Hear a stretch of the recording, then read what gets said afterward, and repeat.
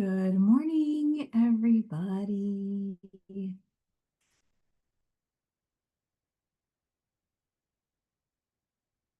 Hello, how is everybody doing?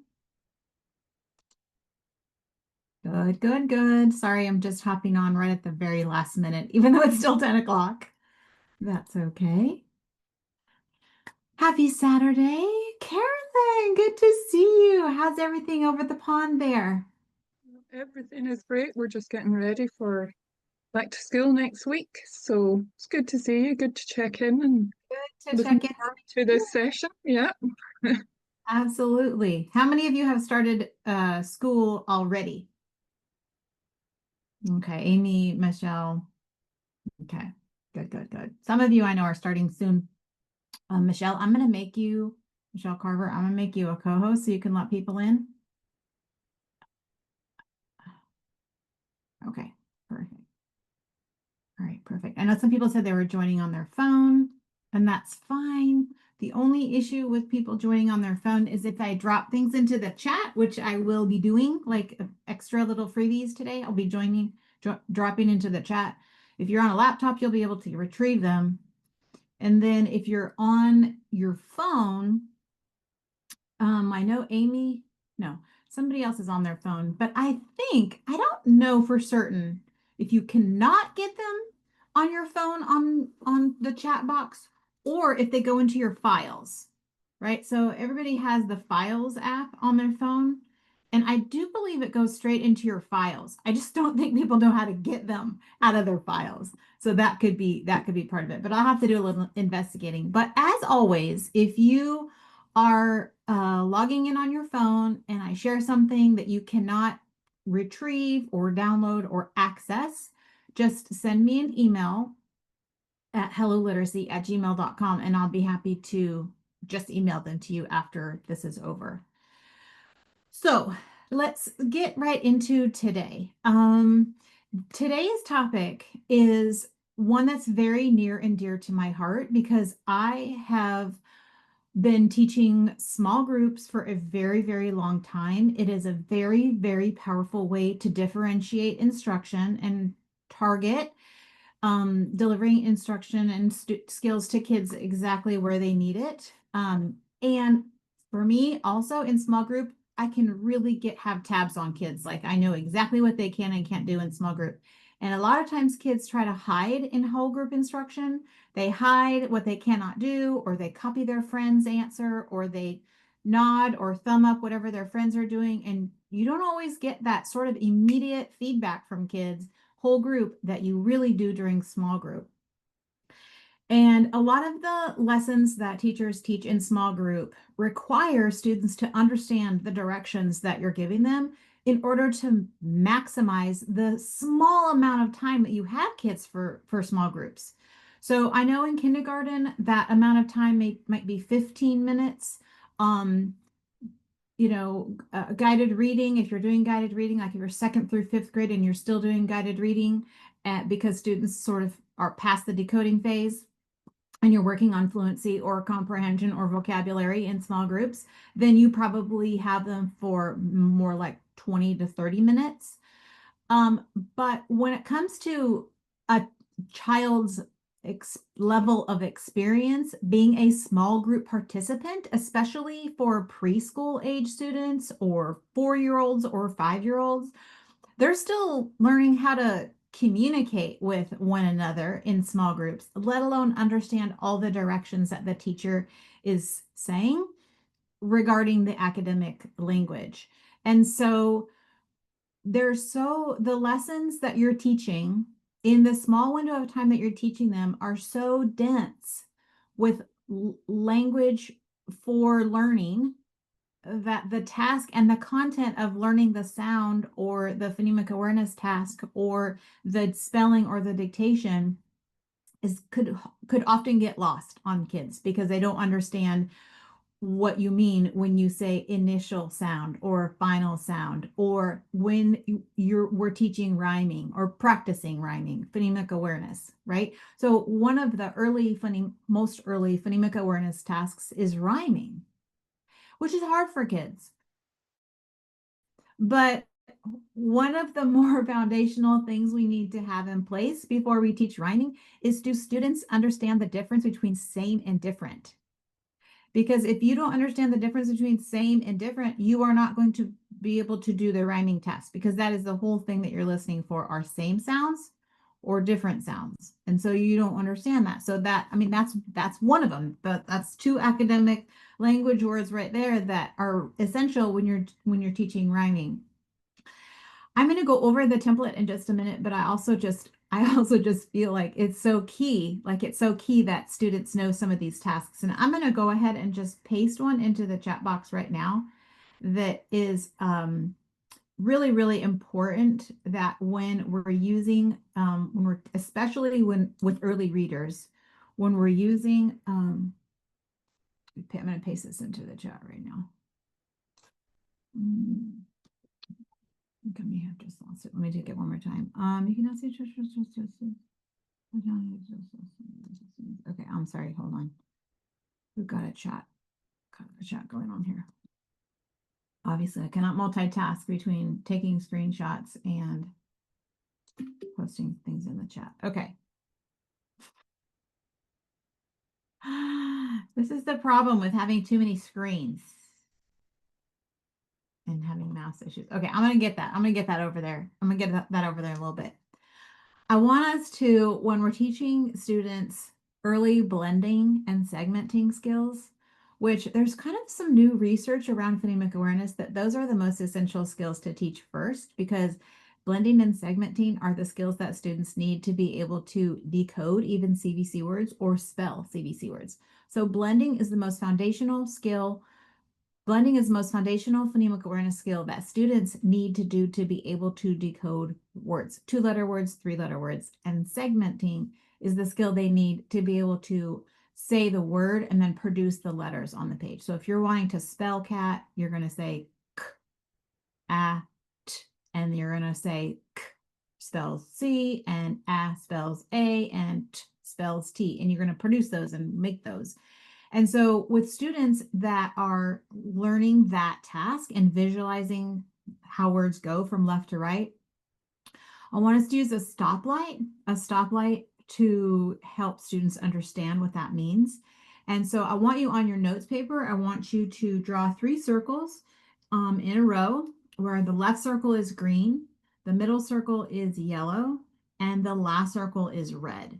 And it would be basically horizontally from left to right. And then underneath the green circle, I want you to write these five vocabulary words underneath the green circle, because this traffic light sort of symbolism is how we're going to teach kids some 15 really important academic vocabulary words for being able to do some of these tasks. Under the green circle, you're going to write the word. I'm going to type them in the chat box. The green circle words are going to be beginning.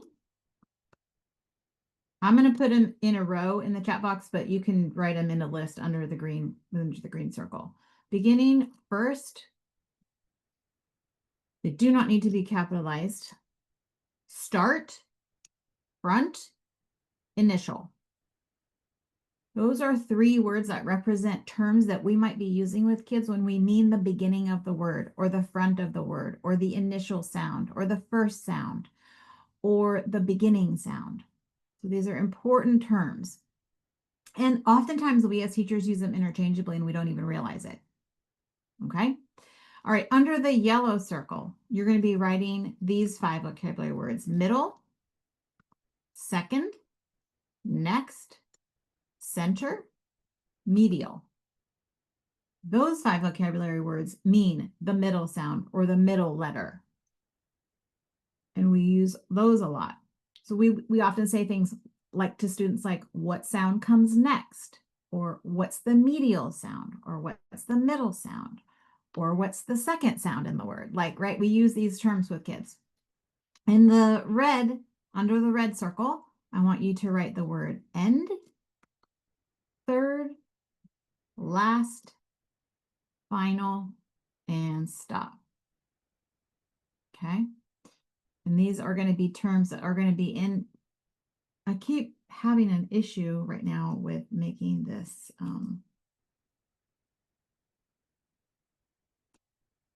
screenshot. So as you're writing those down.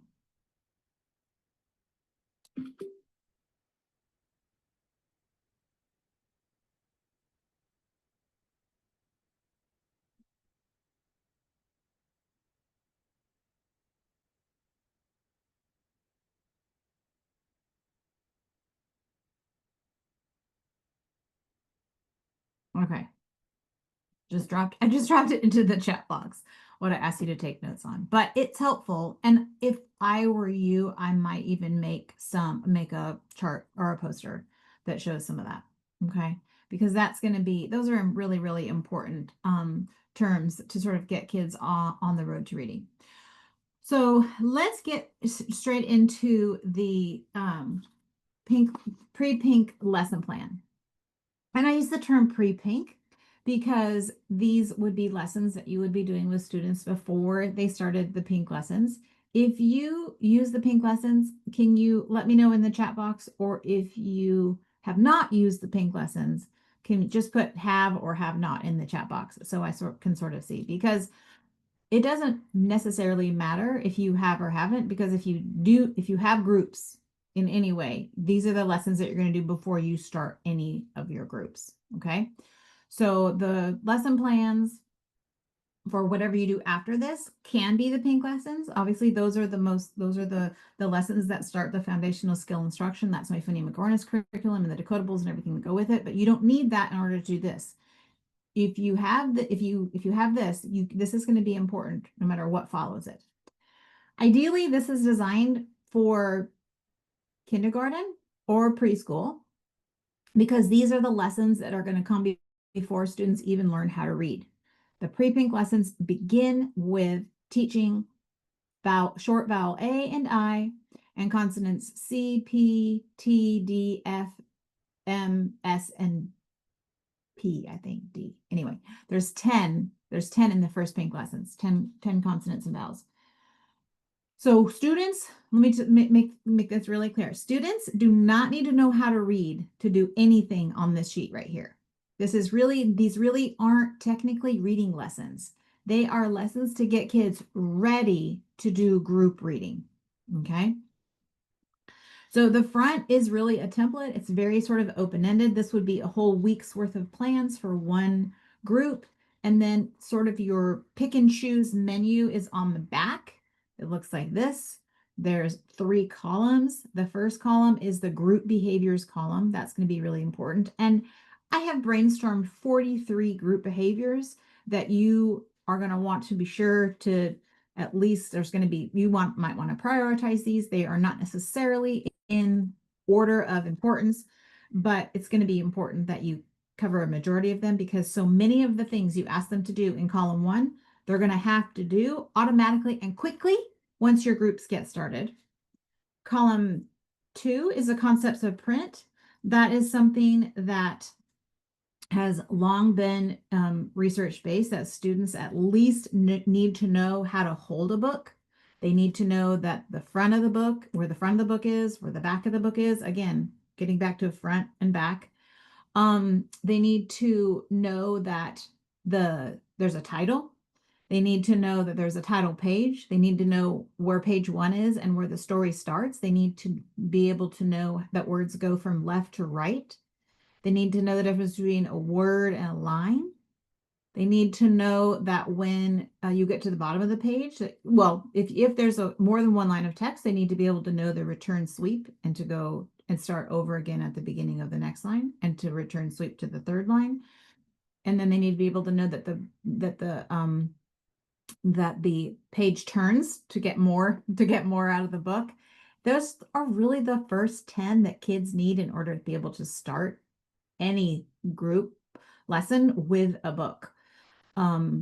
Because if they don't have those concepts of print under place, they're going to turn the book upside down. They're going to not know where to look. They're not going to know what to do when they see the book, they see the text and the words. So those first 10 are really important.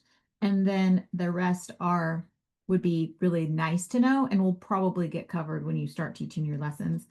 And then the questions column on the left, there are some lower level questions you can ask and some higher level questions you can ask, because in component number one, you will always do read a little bit of a read aloud.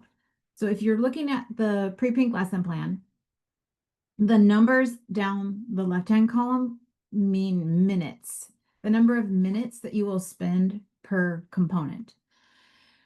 Now, when you add up all these numbers, I'm pretty sure it comes to 15 minutes.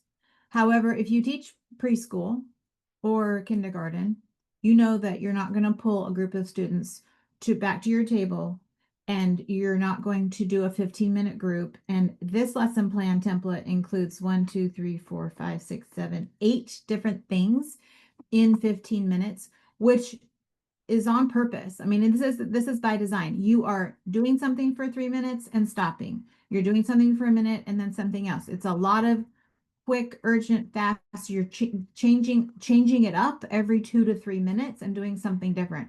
And that's research based as well. I mean, no child wants to come to guided reading and do one thing for 20 minutes or two things for 25 minutes. I mean, it's designed to be quick, quick, quick, quick, quick, quick, quick. And then because every day that repetition will repeat itself. So again, I'm going to say this again. Nothing on this sheet requires students to know how to read or know how to spell in order to do it. So we're really working a lot on listening and following directions and learning new tasks in order to be a really good group reader. So let's go over the first task right here. And then when I'm done going over this sheet, I'll talk to you a little bit about how we can modify this in the beginning weeks of school so that we can work up to doing all 8 components in 15 minutes by, let's say, the end of September, something like that. Okay. All right. So the first component is called the read aloud. And what you're going to do is you're going to find a book in your class, a read aloud style book. Most picture books are 32 pages. That's just the format. That's how picture books are written. There's 32 pages in a picture book. It doesn't have to be a picture book. It could be a picture book. It could take any picture book that you use at the beginning of the year. It could be Mean Jean the Recess Queen. I like to use picture books because they have the traditional the traditional structure of fiction with a beginning, middle, and end, characters, problem setting, events, change agent sometimes, all of that.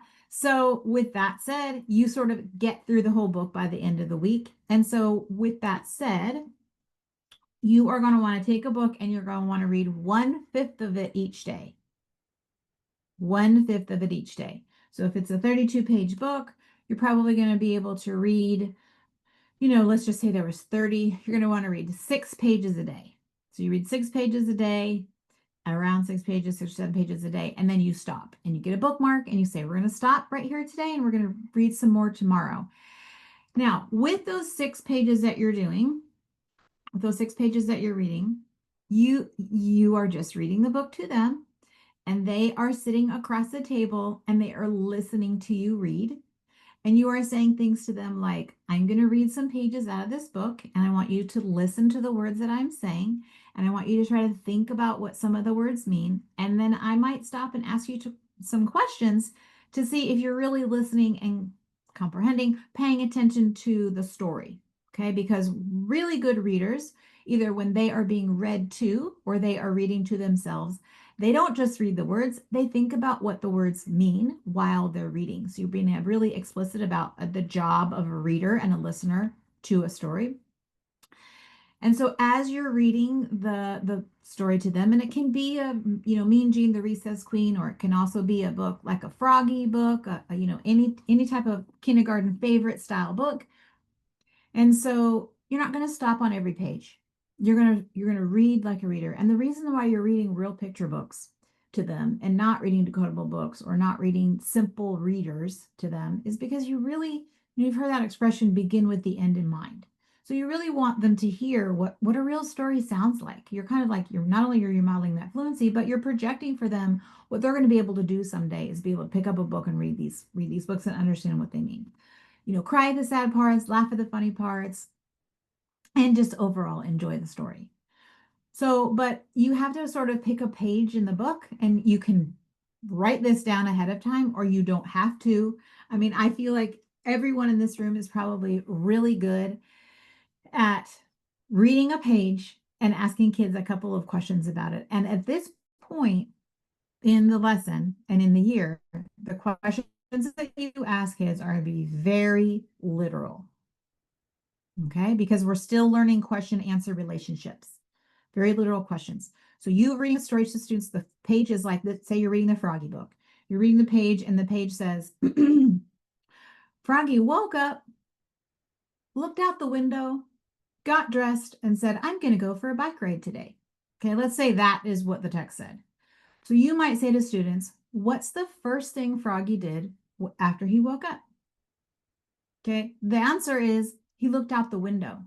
But the first time I asked that question, and I share that story a lot because I was in Texas in a preschool classroom, and that's what I was doing. And while I was reading the book, the kids were looking around the room and looking at their friends at their centers. Like they didn't even realize they were supposed to be listening to me, that it was kind of like a accountability type of situation where I'm going to ask you questions later, or you're going to have to talk about what I read to you.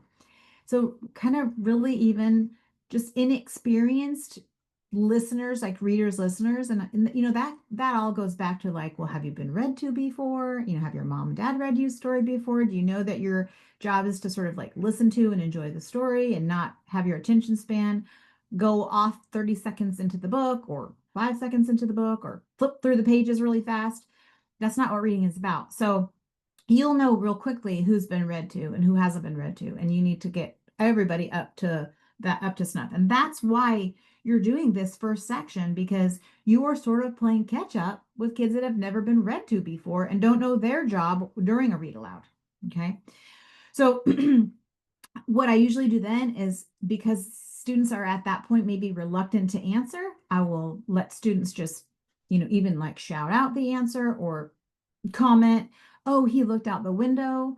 And then I would say, that's right, he did look out the window, because right here in the text it said he woke up and looked out the window. And look, it even shows him peeking through the windowsill to look and see what was outside, and noticed that it was a really nice day. So it would be a good day to go for the bike ride. Now, I did not ask higher level questions at that point. I did not say, when he looked out the window and said, let's go for a bike ride, what did you notice about the day? I'm not going to ask those kinds of questions yet. I just want to know that kids are listening. I might say to them, what's the next thing you think he's going to do after he gets dressed? Or what did he wear? When he said he was going to get dressed, what's he wearing? And, you know, maybe he's got like on a red shirt and blue shorts. Or I'll say, how do you, you know, I won't ask, you know, how do you think he feels yet? Even though we know looking at facial expressions, body language tells us. But I just really want to know, are we connecting? Are we connecting? Are you listening to the words I'm saying, that the words that the author is telling us about the book and the story? And are you with me? Okay. So you're going to do that every day, and for 15 for six or so pages, until you get to the end of the day, end of the week, and you have read the story completely. Okay, and you've read the story completely. And again, that first section is really just about connecting to the story. What is your job while I read? What is your job when I ask you a question? Things like that. Okay. Any questions on this first component, the read aloud component? And if you have a question, you are free to unmute and just ask it. No? Okay, and also always feel free to drop it into the chat too, drop a question into the chat. Okay.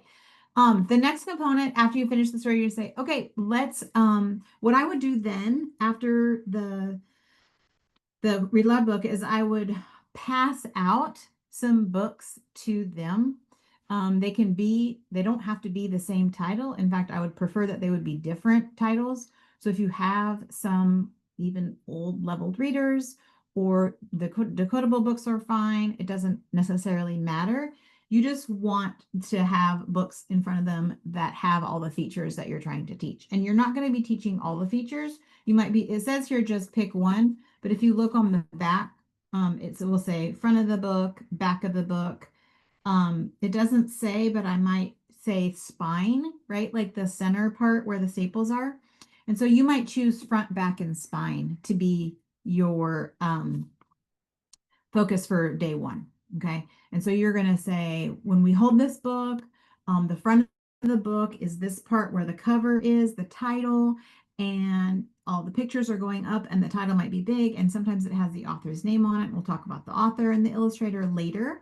But this part of the book is the front of the book.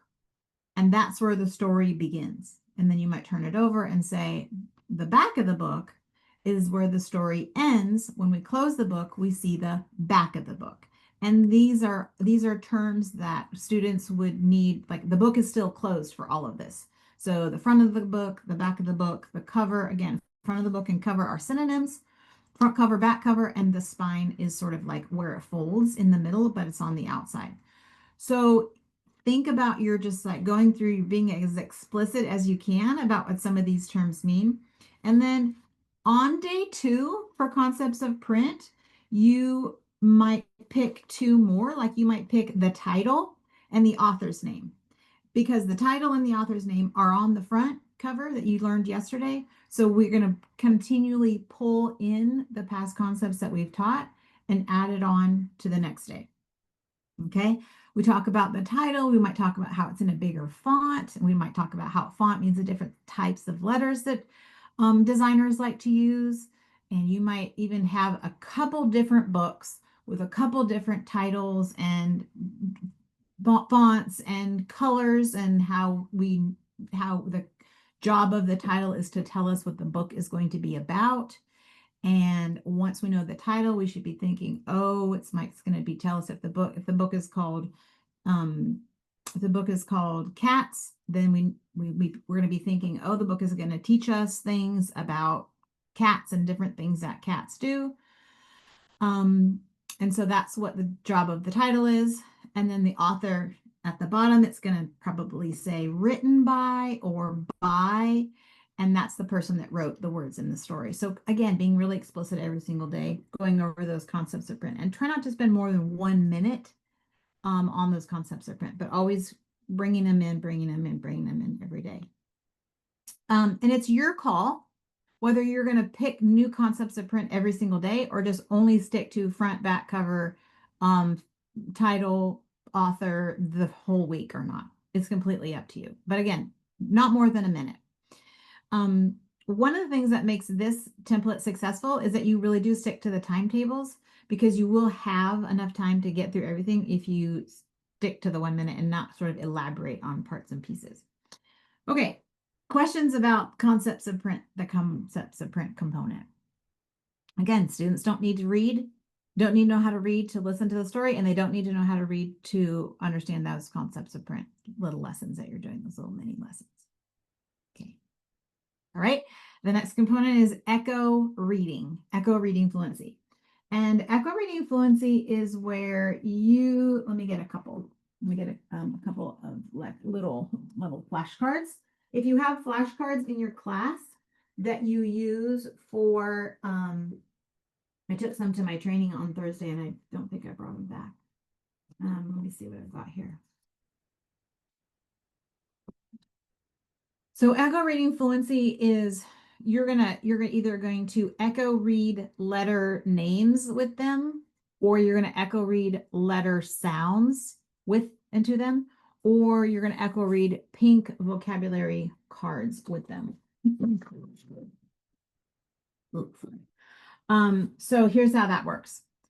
So you're maybe just going to do, and you could do a couple, but I say pick one and just stick to one for the day. So echo reading letter names looks something like this. I'm going to say the letter sound. I'm going to show the letter, and then I'm going to say the letter name, and they're going to say the letter name. So this might sound somewhat familiar, but you're going to go something like this. You're going to say S, S, and students are going to say S. Z, Z. W, W. V, V. Obviously, I'm being both myself, the teacher, and the student at this moment. But letter names. Yes, Leslie, it's hard not to elaborate. It's really hard. It's really hard. Teachers have the gift of gab, so it is hard for us to not elaborate. Okay, so if you're doing letter names, you can do as many as you want. You can do as many as you can get to in that 1 minute. I would say you can probably cover the alphabet in 1 minute, those 26 letters, as long as they're out of order. You don't have to. Don't worry that you haven't explicitly taught these yet. This is really just for exposure and repetition. The other one, and we're just doing basic sounds, okay? We're just doing the first most frequent sound for these in this portion.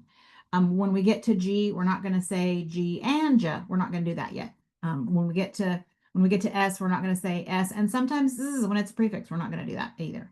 Okay, we're just doing very basic sounds.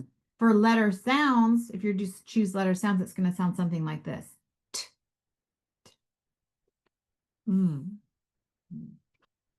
mm, mm, z, z, s, s,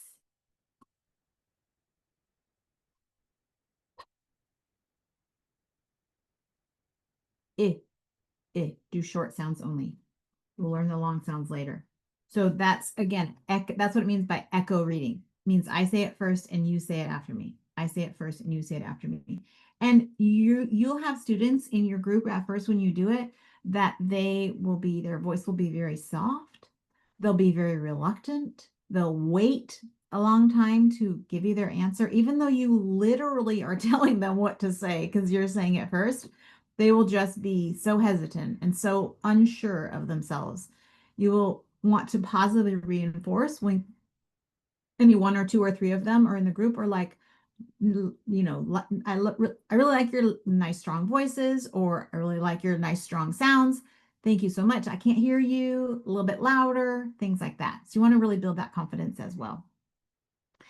Or you're going to pick pink vocabulary cards. Now, the reason why it says pink vocabulary cards is because you want to do just a little bit of whole word reading, a little bit of whole word reading. And it would be better if the whole words that you're having them echo read are words that they're going to see soon.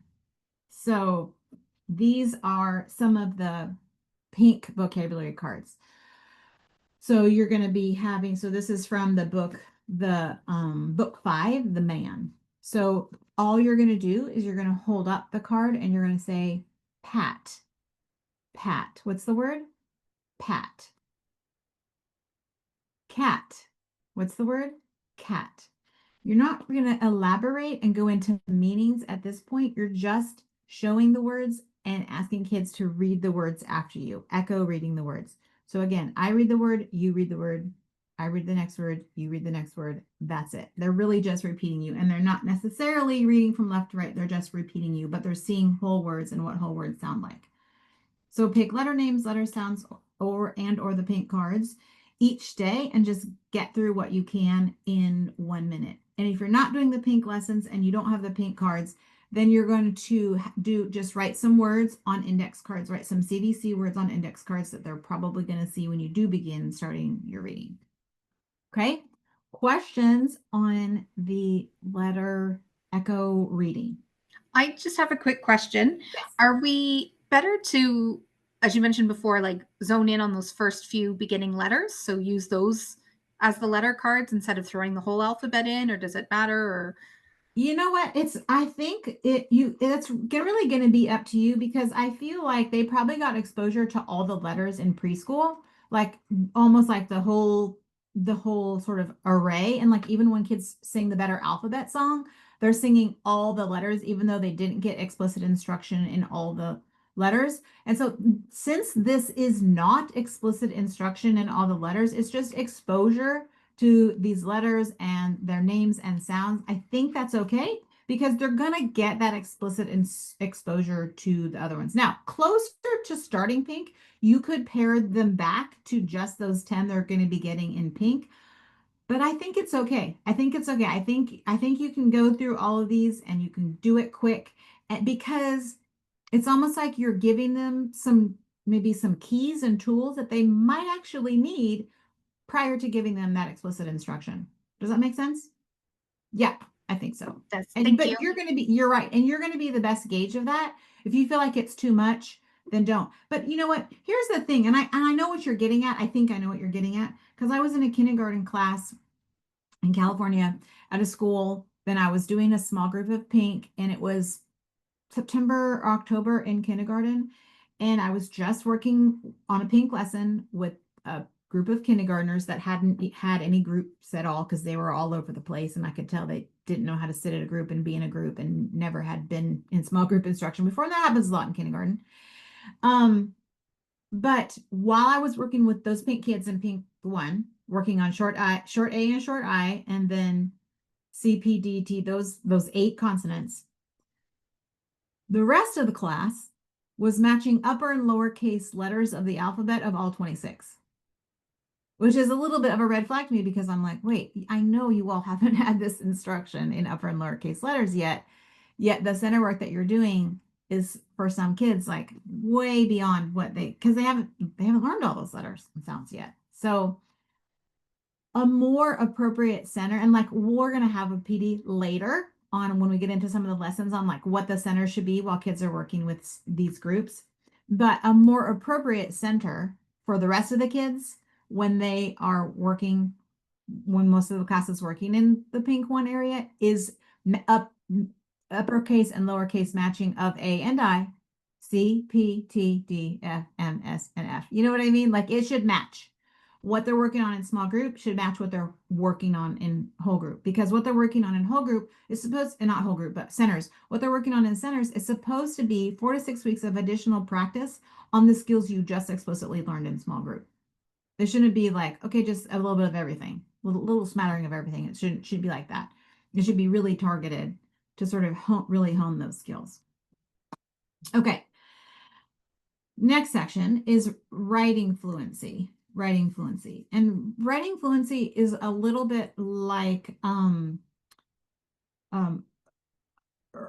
giving kids time and practice to learn how to write some letters. So it could also be considered handwriting fluency.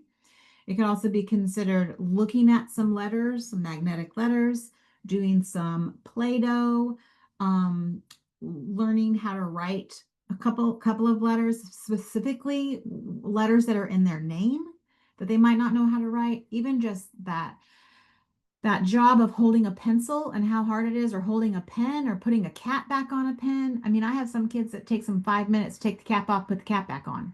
And now I've wasted all this time. And it's like, oh my goodness. Or pencils, or, erasing, which I can't stand either. The erasing gets timely and making things. And then also just like really trying to, as much as we want accuracy, we don't want or need perfection. Because you know how many kids you'll say, make 3 dashes on your whiteboard. And 15 minutes later, they've made 3 perfect dashes, and you run out of time because they would make the dashes and erase, make the dashes and erase, make the dashes and erase. And it's taking them forever to do this. So you always have to think, does not providing them with the graphic organizer give them the tools that they need in the agency to use this graphic organizer anytime they want? Or am I going to pay the price of waiting 15 minutes for every student to make the graphic organizer because the Venn diagram circles are not big enough or small enough or whatever? And it's like, I've wasted all this time in the name of independence and agency, that now I've lost them because it has to be perfect, and it really doesn't. So in the writing fluency, you can either pick a letter or 2 to teach that day. Especially when it comes to like stroking and handwriting and letter formation. If your school doesn't have a letter formation jingle that all teachers use to teach the letters, then number one, that would be really helpful. If you don't, then email me and I'll send you what I have. Basically, it's just the little jingle about how to start, like we might say, like, dotted line, take it back, all the way up, trace down and stop. Like whatever the little jingle is that you teach kids how to stroke the letters. That's important that everybody's using the same language with it. So they're not going to your class and hearing that, and then they're going to the next class and they're saying like, start like a C, back up and down, or whatever. Like just like different language that can really confuse us kids when we're not staying on the same page as far as letter formation. And then in addition to letter formation, there's also letter size. So I know, Michelle, teaching 4th grade, you probably have students who are, 1, still printing, and 2, they're probably super tiny Like they're writing all their letters really, really tiny or like all one size or all caps still. Or even maybe I think by fourth grade they're not writing too big anymore because like in kindergarten and first grade they're sometimes still writing letters too big. Sometimes they Or still are too yeah. big. Oh, Sometimes sometimes they are too big. sometimes they don't know how to size their letters to the line because in fourth grade we go to a regular lined paper and so they write their letter Mhm. to fill that whole line. So it still happens. Yeah. Yeah, that's a really good point because we tend to use like a top line, a dotted line, and a base line. Again, even whatever you call those lines at your school. I know some schools have like a house analogy where it's like the basement if it goes below and things like that. I'm saying it's helpful if we all use the same language, or at least your team uses the same language, so that kids that get the instruction from another teacher might also be. And then when they go to like college ruled, like you're talking about, whether it's wide ruled or college ruled, it's like, oh my gosh, I don't remember where to start it, or if it's in the middle, if it's a middle start or a middle end, or just a what I would call like a good driver, like it stays between the dotted line and the baseline the whole time. All of that. So stroking, size, letter formation, um, just like really efficiency with the letter formation, I think is going to be key. And timing, right? So like some kids when they write a letter, they would be so slow. When they write a word so slow, a sentence so slow, a paragraph. Like Michelle, how long does it take your students to write a paragraph? It takes my kids quite a while to write a paragraph, even in fourth grade, because they first have to figure out the lines, then they have to figure out what they're doing, like what constitutes a paragraph. So we're still Right. learning that. Yeah. It takes them a And while. right. And I'm not even talking about creativity and what you're going to No, say. I'm talking about production. correct. So I, production is very, very slow. yes. And so, I've and Lynette, I'm sorry to call you out.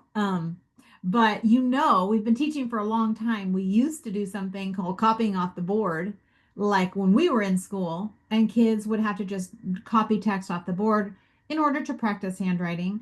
But even then, like some kids still now, their efficiency and their timing is their production is so from an OT perspective their production is so slow and labored because they don't have automaticity with letter formation. Therefore, they don't have automaticity with word formation, and they just don't know how to get it down quickly. They also have a hard time, Jen, like if you produce it, looking and seeing and putting it back down where they are, that That automaticity transfer. of the Mm-hmm. transfer is very difficult for kids Mm-hmm. Mm-hmm. because of the practice. They don't have the practice doing it. So Mm-hmm.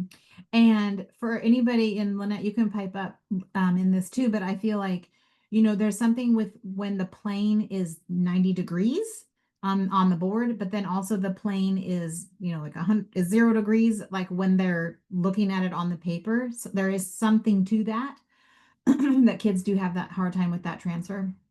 So just really thinking about all those things. So especially getting the letters and their names produced quickly and efficiently is very helpful. And also left to right, our letters being formed from left to right. We see a lot of students, and now Kelsey did this and Abby did this both in kindergarten. They spelled their name on the right side of the paper, Kelsey.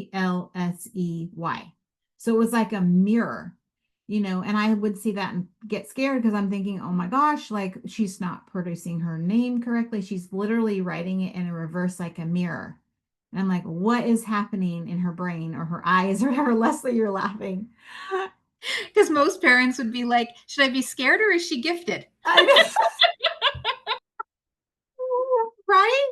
Exactly. Which is so funny you say that because both of my kids did the same thing. And then Kelsey ended up being gifted in like labeled.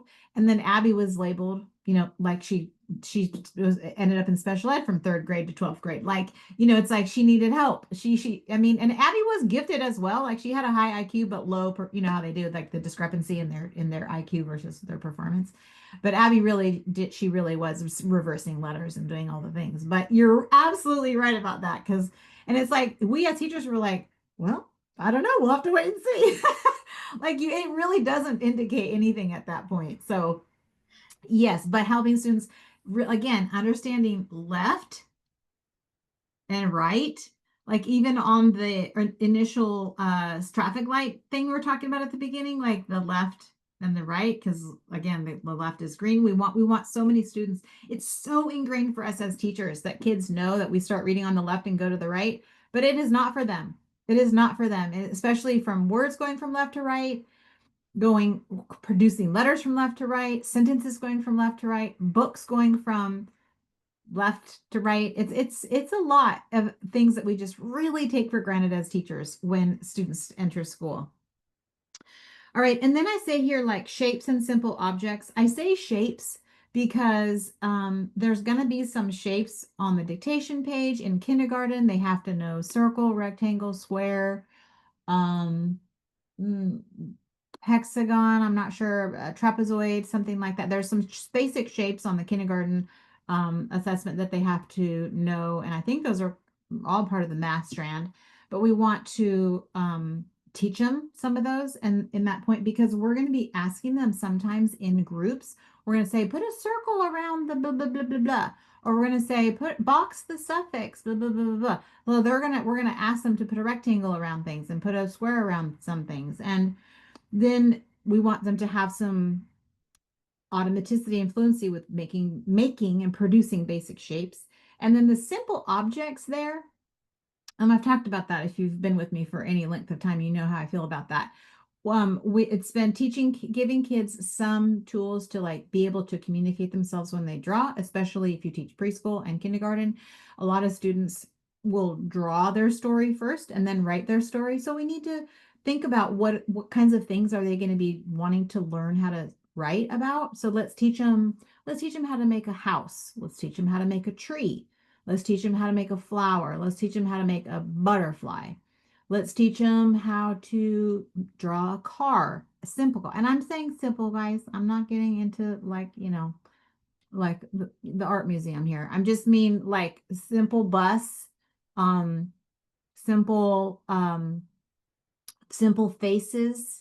Okay. No, again, no Monet here, just simple, simple drawings like eyes, ears, nose, things like that. Happy faces, sad faces, so they can communicate in their drawings to assist in their writing, teaching them some basic shapes. And for those of you that are not familiar with there's a book on Amazon, maybe Michelle, you can find it for me, and it's called Drawing with Children, and the technique is called Monart. Has anybody ever heard of Monart? Okay, so highly recommend. It is the original originator, creator of directed drawing. So I know you probably see a lot of directed drawing things on TPT and on the internet and things like that, but that is originally from, her name is Mona Brooks, and it's called Drawing with Children. I think there's an elephant on the cover, and those lessons in there are actually excellent for whole group direction and following and drawing and confidence building. But some of the basic shapes that she does in there are great for kids as well. So Monart, highly recommend. I've done that. I've used directed drawing from that book since I very first taught kindergarten, starting in 1994. And it's just an oldie but goodie. Thanks, Michelle, for dropping that in there. Okay, so questions about the writing fluency portion. And again, you only have 1 minute. So you're really just, let's look at an A. Let's look at this A. We might look at different A's. We're going to learn how to make an A. I would definitely hear Leslie. I would definitely probably stick to the letters that are being pink and the letters in their name for the writing fluency section. And don't worry about the Q right now and W right now, again, unless it's in their name. So it's going to be a tiny bit differentiated because all of their names. Okay, the next section is group behaviors. Group behaviors is where you are going to, now there are no explicit lesson plans for the group behaviors. It's just the list on the back And maybe in the beginning, it's just for you, like some of the group behaviors are saying, now, when you come to reading group, like you are here now, there's things that you have to be able to do and things you have to be able to say in order to participate and get the most out of it. Like sitting in a chair. So you realize that you're all sitting on a chair right now. The chair is designed to be sat in the whole time. We're not going to be falling out of it. We're not going to lose our balance. We're not going to push it back. We're going to use all four legs, like explicitly teaching them how to sit in a chair, have the whole time. And maybe you don't have a chair, maybe you just have stools. So whatever it is the kids are sitting on, talk about the job of sitting on that chair. You can cross off the listening to the teacher because I feel like you're going to get that across during the read aloud section, but you're also going to be saying things to students like sometimes you might have tools in front of you, and this is where you say, I'm going to give each of you a card, or I'm going to give each of you an index card and a pencil. But I don't want you to use it yet. I just want you to keep it in front of you until I finish giving you the directions. Like so many times we lose kids because we hand out the stuff before we've given the directions and they don't know what the directions are because they weren't listening because they were playing with the stuff. So whatever that is, we're going to teach them that there's going to be times where I'm going to give you directions. You have to listen to me to know what to do with the stuff I'm about to give you. But it's a catch-22 because if you don't give them the stuff yet, they don't know necessarily what to do with it until they get it. And then when they get it, they're like, what am I doing again? Right? Because now they have it in their hand. So you give them you give them a card, you give them a pencil, and you say, draw a line on the card. When I tell you to go, you're going to draw a line on the card. Or for example, I use a lot where I'll say, like in the lessons, they'll have a whiteboard in front of them, or they have the word mat. We're getting ready to do heart word mapping, and they have the mat in front of them, and then they have the chips in the circles, and they're ready for me to say what the word is, but they're still playing with the chips and they're playing with the mat. But I want them to be ready. I want them to have everything ready to go. And always remember, the more you do this, the more it'll become automatic. By automatic, I mean the less you'll have to say because they know what the next steps are. They know when you hand them the mat, if you hand them a 3-sound mat, that you're going to be handing them 3 chips, and they're going to be anticipating a 3-sound word. So you hand them the card, you say, turn to the 3-sound side. How many chips should you get? 3. Great. Put the chips on. Okay, everybody put your finger on your ears. Get ready to listen for the word.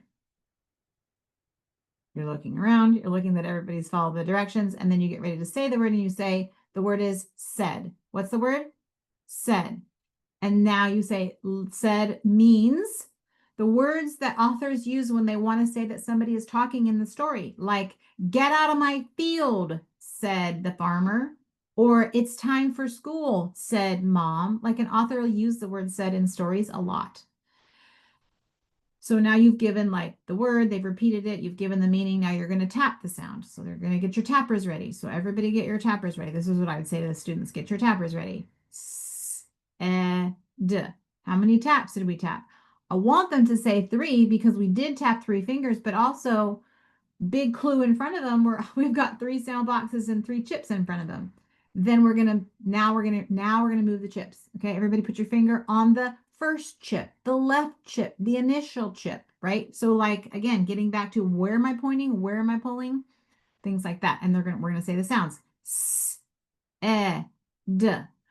And even just like the pulling down of each sound and moving your finger from left to right, kids aren't going to follow that right away. They don't know that you're going the first sound and then pulling it down and then moving your finger to the chip on the middle sound and pulling it down and saying the sound and moving your finger to the last chip and saying the sound and pulling it down.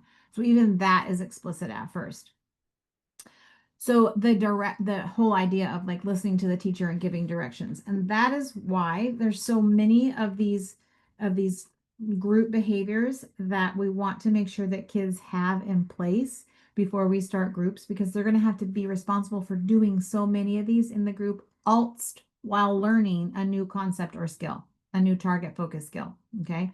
So these are just like this is the glue that's going to hold that skill learning together. Okay.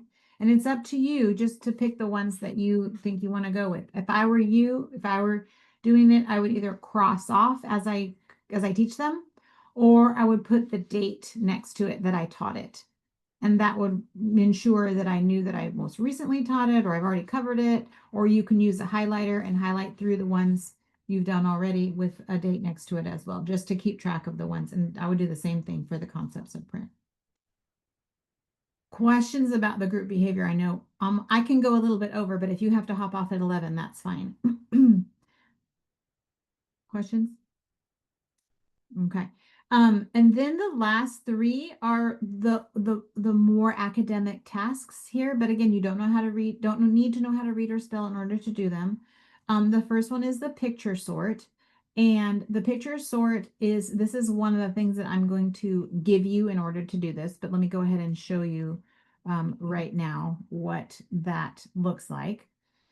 Let me open it first, and then I'm going to share it with you. And this is an oldie but goodie.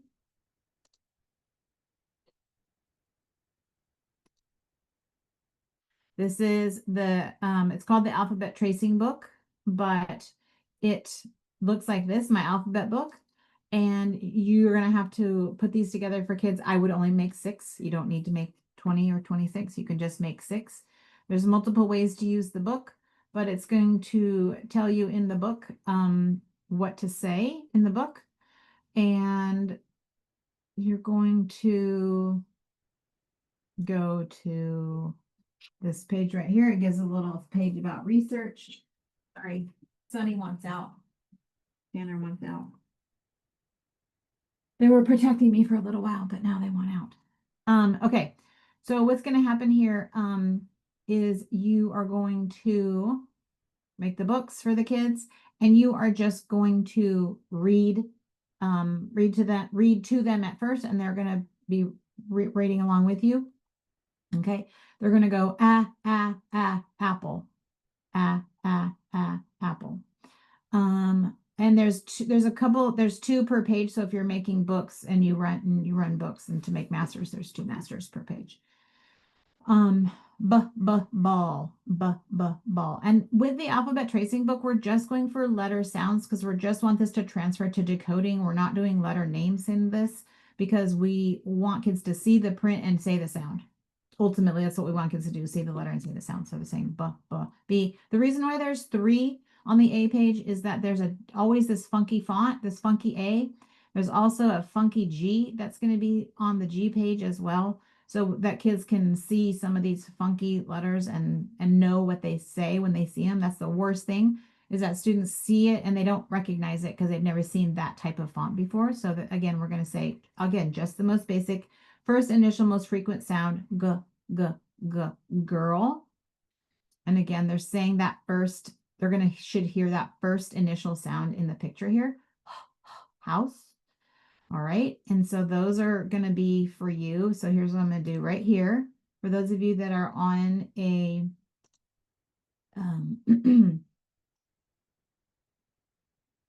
on a laptop, you'll be able to download those right now because I'm just dropping it into the chat books. It's called the alphabet book. If you already have it, because you're a longtime follower, you might already own that or have that. I do sell it in my TPT store, but I'm giving it to everybody here today as part of this training. And also, these are things that you could easily make and send home. Like, it's almost like that you can have a book at home for this as well. So that's the alphabet book. And you're going to do that. Oh, I'm sorry. I just realized I did the wrong thing. I did the alphabet book when I should have been doing the letter sorts. The alphabet book is the very last thing where it says read the alphabet tracing book. And the reason why it says the tracing book is because they're tracing their finger over they say it. So they're going to say apple. So they trace like kinesthetically over the letters as they say it. I am doing the picture sort, but I mean, honestly, you could go in any order at this point for the last 3. Okay, the picture sort. I tried to be really organized and get all this stuff out on my computer before I even started here. So the picture sort, what did I do with that? Somewhere on my desktop. Sorry. The picture sort looks like this. Anybody in here ever teach words their way? They ever teach words their way before? Right. Okay. So there are some initial lessons in words their way that are really good, especially when kids are learning initial sounds and learning same and different sounds that I hear in words. And that's essentially what these letter sorts are. So let me open it up and share my screen with you. And again, everybody is going to get this as well. So I'll drop this into the chat. And again, if you're on a phone and you don't know how to access the chat downloads, then you can email me. Okay, so these are sound sorts. And they're just, again, they're 56 phonemic awareness sorts. Kids don't need to know how to read to do it. They just are listening for the first sound fluency, especially in the beginning. So in the beginning on page right here where it says picture sort and it says sort number, this would be sort number 1, but they're not actually not numbered. So this would be sort B and M, sort B and M. So on the line right here where it says picture sort number, you adjust right there B/M or B-M because you're only going to do 2 sounds initially to sort.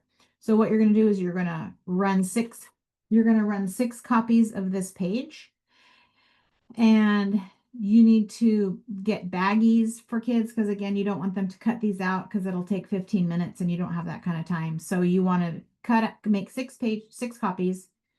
You want to put the B and M cards in one baggie.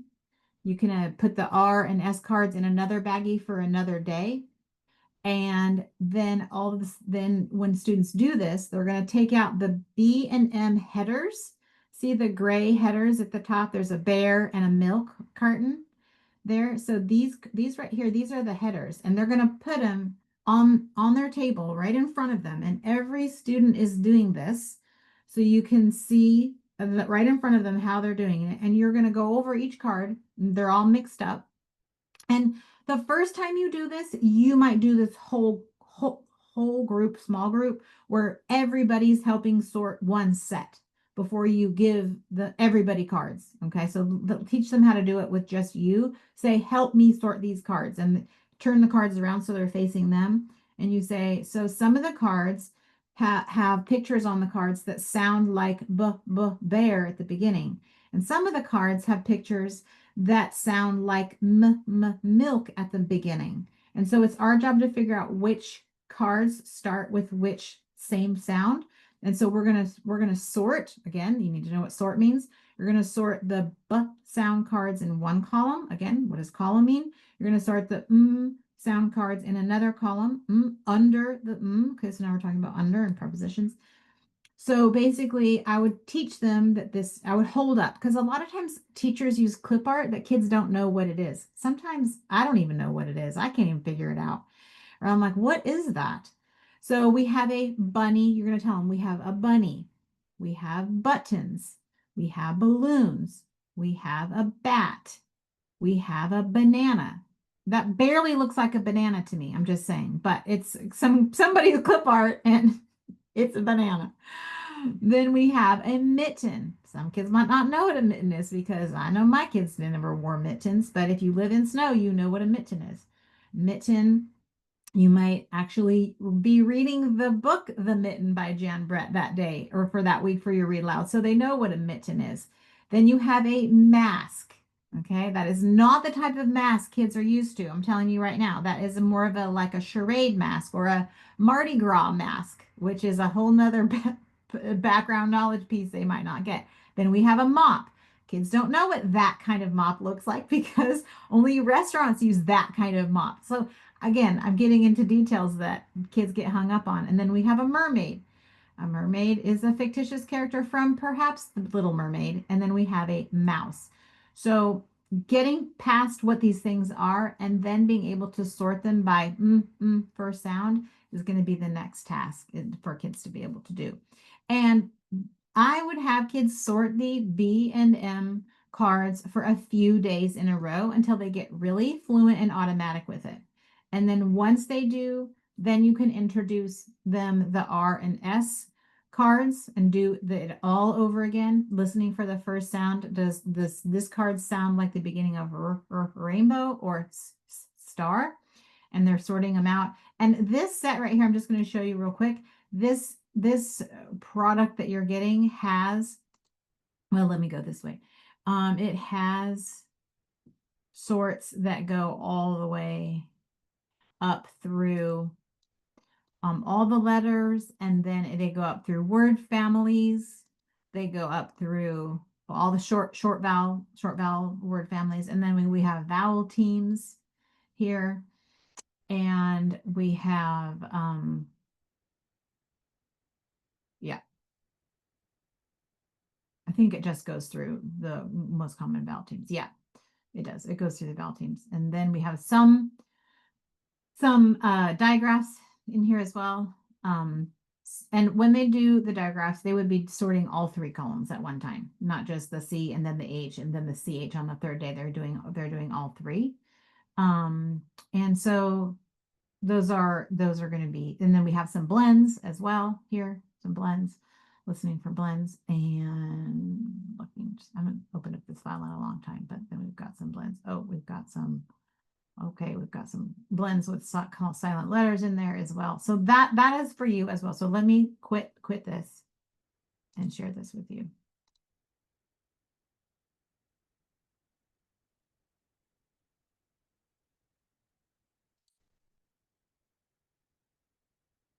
It's called Letter Sorts New.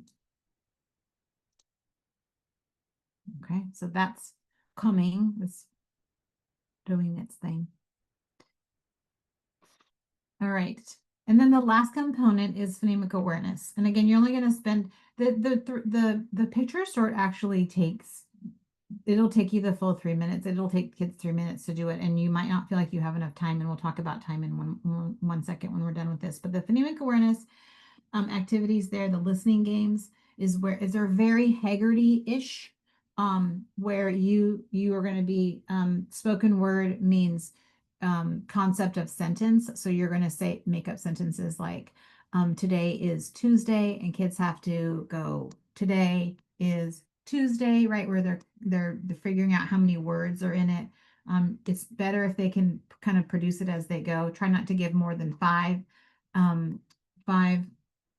words in a sentence, because then they don't have enough fingers, and also that's kind of long enough for them to try to remember how many words are in the sentence. Doing that also helps once you come to doing dictation in the lessons, because they have to remember, like the sentence might be Ray is on the train. Ray is on the train. They're not going to be able to remember much past Ray is on the train when they're going to dictation, because they're going to produce Ray, and they're going to say is, and they're going to say what's the word after Ray? What is it again? What's the word? They're going to forget that. So trying to learn how to hold a 5-word sentence in your head without having to forget it is also a task as well. But lucky for all of you, a few years ago, okay, maybe 10, I wrote a phonemic awareness curriculum that is topic-based phonemic awareness lessons that I am going to drop here for all of you. That are in here. Let me go to it right now. How many of you have my phonemic awareness lessons from so many? Oh, Heather. Oh, Heather. So good. So good. Yep. Let's see. Let me find it. There's cobwebs on this file. So what I'm going to do is I'm going to drop you all the fall. I'm going to drop you all the fall phonemic awareness games, and you will just do 4 sub skills a day. 4 sub skills a day. That is Heather. Oh, good. Yep. They're so good. The pages at the beginning of the file need to be updated with more current research, but the skills and the tasks themselves are still tried and true to this day. So good. So let me see if I can find them. My computer is like, where are they again?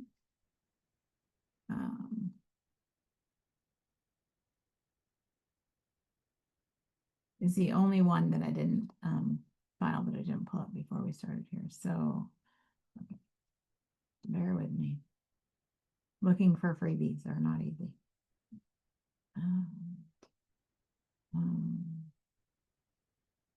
This is going to be okay. I'm gonna drop you the September lessons, and again, oh shoot, Okay, here we go. And use them if you like them. If you want more after September, just email me and I'll email them to you. Okay. They're not all it's too large to drop the whole year, but those are September. Those are 4 weeks worth of phonemic awareness lessons in there. And since you're only doing 4 sub-skills at a time, you may not get through all of them. But anyway, that's the gist of it. I know in a PD like this, it sounds like a lot, but I promise you it goes fast. To begin, don't pull kids back and do all 15 minutes because they will be falling out after 7 or 8 minutes because they've never been in a group before.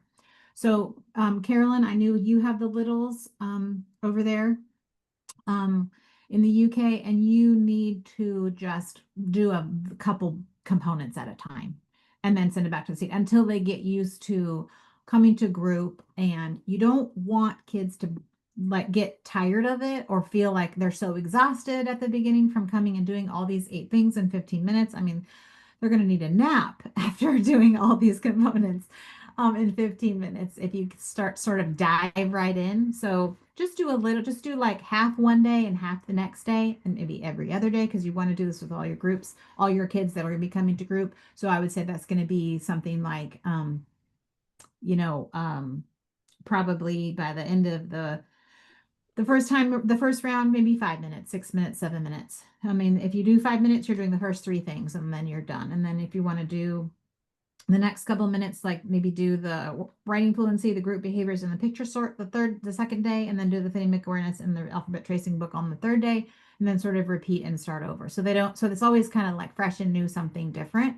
And then working up to 7 minutes, 8 minutes, 9 minutes, 10 minutes. And that goes for upper grade kids too. Like they're not used to really sitting there and attending, especially, and I hate to say this because I sound so, grinchy, but there's so many kids on iPads now that they do not know how to sit and listen and do old-fashioned paper pencil tasks and listening anymore. And it's really, really scary to me that the kids don't know how to do this. Yeah. Jen, there's a question in the chat from Oh, Amy. okay. Just so you can see it. Oh gosh. Oh, a question about creating groups. I love the system you have taught us on how to place groups into students into groups where they group by skill or fluency.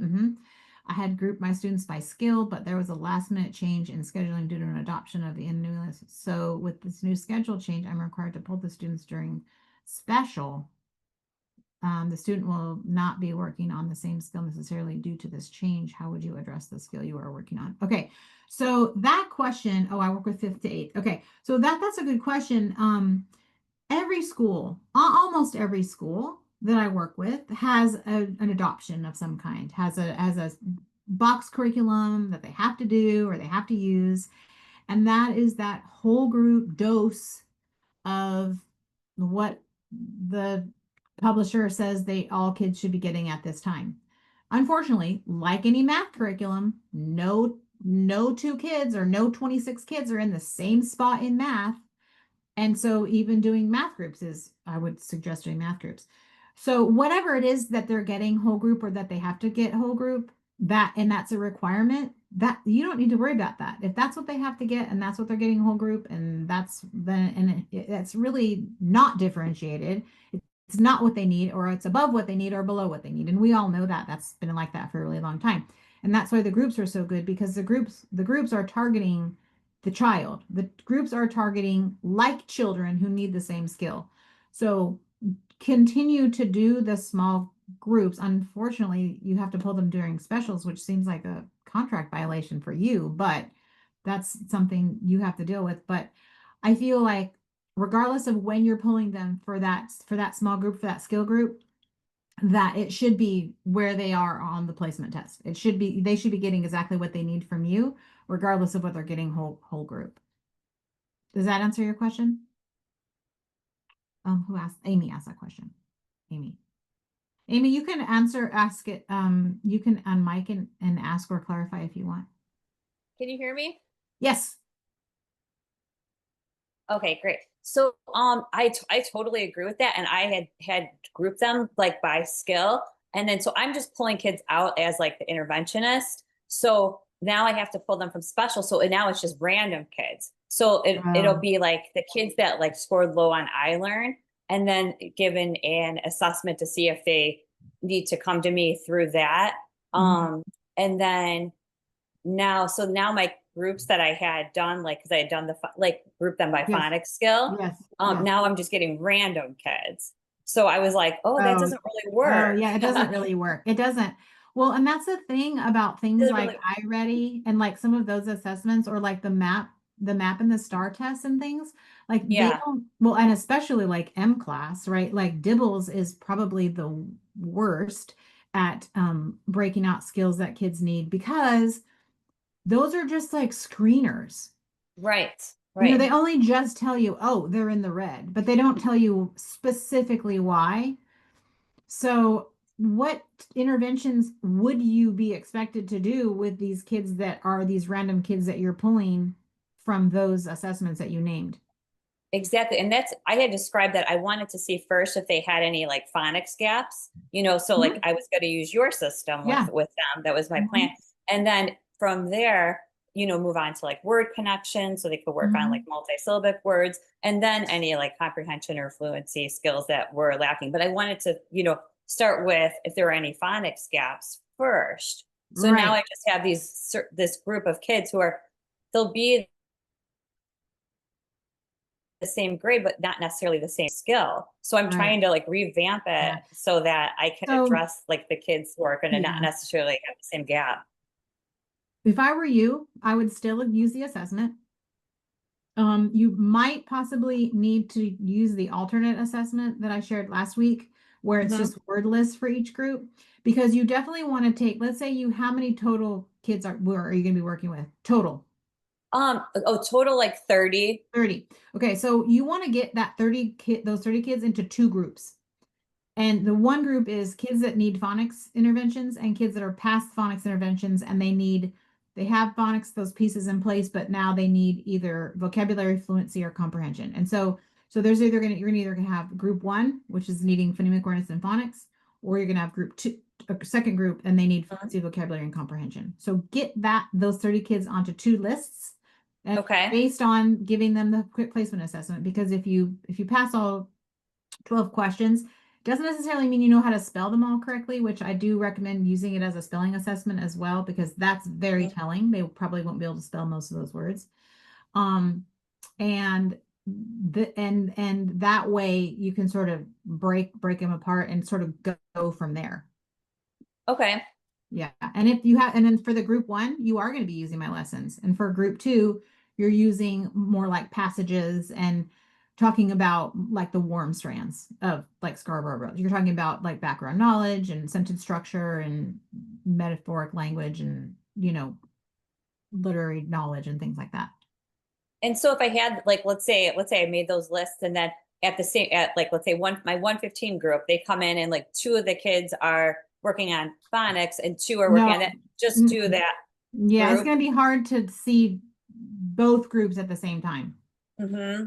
You're going to want to try to see all group one kids together and all group two kids together and not Okay. see what groups that would be too hard. That's what I was thinking. Yeah. Yeah. Okay. Yeah, you want to make the most bang for your buck, I think, that by seeing all ones or seeing all twos. Right. Yeah. Okay, great. Okay. Yeah. All right. All right. Well, it is 11:20. I'm sorry for keeping you longer. It's fine though. I don't mind. I could, you know me, I could talk all day. Um, which screener do you recommend to Amy? Oh, well, I was just saying like different states use different screeners. Like they have like the MAP test or the STAR test or iReady or M class. Like there's a lot of like screeners that don't necessarily, their job isn't to be diagnostic and tell you what holes they have. The job is to tell you, oh, they're in the red or they're in the yellow or they're green, like they're on, above, or below. That's really the only job of screeners, is to give you a red flag or a yellow flag ahead of time. Those screeners are just designed to tell you, are they on a trajectory to make benchmark by the end of the year, or they're not going to make it if you don't do some interventions now or something. Yeah, that's whatever your state had said. Yeah. I think you got that. Okay, all right, everybody. Thank you so much for tuning in. It was fun having you here. We'll try to do this again in 2 more Saturdays. I'm going to try and do one every other Saturday. So I hope you have a great weekend, great first day, first week back for those of you that had school last week, or a great first week coming up. Thank you all so much for everything. This is great. Carolyn, it was great seeing you as usual. You all take care. All right. Bye-bye.